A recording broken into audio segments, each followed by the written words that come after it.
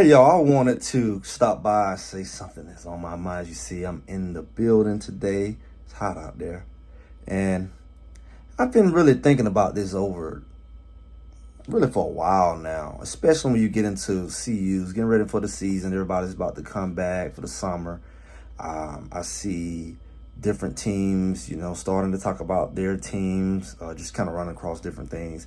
And I noticed that when we talk about Colorado, people say, hey, everybody else has 4 stars, everybody has 5 stars. And the reality is everybody, if they are a fan to some degree, they are excited about their team. They have a hope that they're going to win. That's what being a fan is. And typically being a fan makes you see everything out the rosy side of the glasses. Everything is just great. And everybody has the ability to win it all. Whatever sport you're in, whatever level you're on, everybody wants their team to win it all and believe their team can win it all until they, and this is a losing program, but typically you find out real quick, oh, my team is not winning it all. And then they kind of go into the stages of grief. So I understand that concept. I've been around sports and playing sports my whole life, right? Up to adulthood. So I'm casual, but not that kind of casual. I do have that understanding, but I also try to look at things from a realistic perspective. And so with Colorado, we had the season last year. Everybody was excited, and it just didn't turn out right. And it was to several reasons. And there were weaknesses. And I think Coach Prime them knew the weakness, even though they didn't expose them. Because, what do? Do you say we're going to lose? But we saw in the documentary, they knew very well what they didn't have. And I think at this point, what they're trying to do is fill in the weaknesses or gaps, or hopefully fill in the gaps that they have as far as this year. But sometimes weaknesses are exposed as the season go on. Injuries and all kinds of stuff happen. And you start to see things for what it is. But I find it interesting when I look at other people, when we do these matchups and try to predict. Everybody do this, who's going to win the first game? Do you think we'll win? What our record is going to be? What do you think the score is going to be? And when you look at people outside of Colorado, in the media or whatever, and they do the little Vegas thing, they always underestimate Colorado. They underestimated them last year, and then they kind of kick in gear to make sure that they keep them at a certain place. Let's be real. Because Colorado could have exceeded what they expected. And they did, but it could have been a lot worse without some handy calls. But, you know how that conversation go. But I find it where when we play a team, it's like they see the greatest possibility of the other team. If that team is great, they're super great. If they're good, they're great. They're average, they're good. When it comes to Colorado, they can see all the things the other team can do. Their talent is better than Colorado. Everything is, they can see all the possibilities. But when it comes to Colorado, that's not necessarily, they don't get that kind of privilege to say, oh, Colorado could actually win this. You don't really hear that.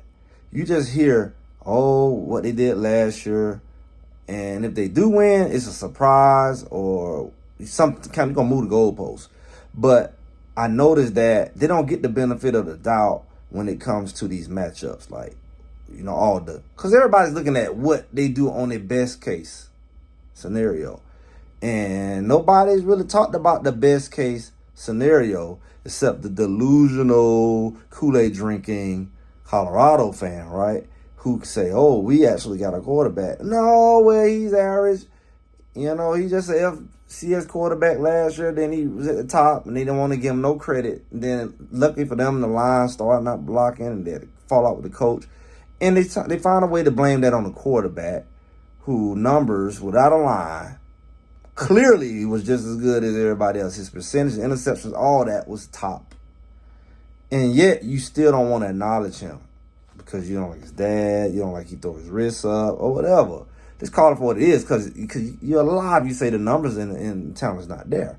So when we look at the type of quality of quarterback, you don't want to give him the full rating or the full potential he has, because then you got to acknowledge his team and the fact that he has receiver weapons they can get the ball to. So you got to downplay everybody. I noticed that with Colorado, they downplay Colorado to the point where their potential is not an option. But when you put them up against a Nebraska or somebody, you could have great predictions for a freshman quarterback who's never played. Everybody's going to be world beaters. The defensive line is now SEC line. It's like North Dakota is, and all of a sudden is a powerhouse when it comes to Colorado. North Dakota ain't been nothing in years, let's be honest. Matter of fact, you must be confused with South Dakota because they the ones who've been balling lately. So it's like, what is really going on? That everybody, when it comes to Colorado, you almost expect them to beat Colorado, even if they could be Division II. Well, you know, they got a quarterback who got half an arm. You know, they're going to find anything positive they could say to justify Colorado losing. And then when Colorado win, it's going to be a whole different story. It's going to be, well, you know, they didn't beat them enough. Well, they did this. Well, I bet they don't beat the next team. Well, what do you expect? It was just a FBS team. You should have beat them worse. A FCS team. You know, it's always seemed to me that the goal post is going to be moved. And it's really weird. I wonder, do y'all notice that? Like, if you're real about yourself, do you notice that when you look at anybody Colorado plays, regardless of what you think, how do you see all the positive things that you find something good to say about the other team to make it like they can beat Colorado? But all the good stuff Colorado could do, they're not proving. They haven't did anything yet. It's on paper. Well, everybody's on paper. Everybody in the portal. Everybody got transfers and everybody got freshmen. But you could talk about their paper as if it's real, but everything Colorado does is paper. Then you throw in their face what happened last year. It's very hypocritical. Because last year's team clearly is gone. Clearly, all of the ones, they gone. You whine about all the people in the transfer portal. But clearly, they're all gone. The whole line is gone. Maybe one or two left that played last year, if that. The offensive coordinator gone, the defense coordinator gone, the defensive line, the offensive line coach gone. And really, the defensive line coach is not out there. Most of the staff that was in those positions are gone. Yet you still talking about last year.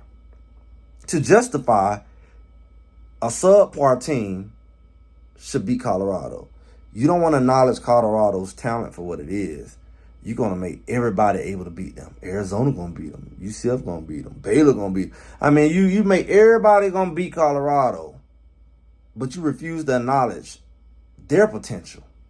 You refuse to acknowledge the potential of their quarterback, the potential of their receivers, the potential of their defensive line. You don't even want to acknowledge the transfers coming in. You don't even want to dig into that. And if you do, you say they're not proven or they haven't played together or it's just potentials all on paper. But yet, everybody, you look at the whole freaking chart, everybody got 20, 30 transfers in. Like, it's not just Colorado, but you don't hear that kind of rhetoric when it comes to the other teams trying to project what they're going to do. Because that's the case what we're talking for. Nobody should talk then. Because everybody is unproven. Everybody team is new. There's new pieces that haven't played together. Everybody in that space now. So you can't talk about that now. Because guess what? Everybody in this transfer portal, modern portal era, is going to have the same issue. Every year, you're going to have a lot of turnover. Because whoever's on that bench who want to get paid more, it's going to go somewhere every year. Because there are only so many people can play. So all these little freshmen you talking about they got, somebody going to be recruiting these freshmen and say, hey, come on over here. And then they can get to be the new unproven people who've been in college for a year but ain't played.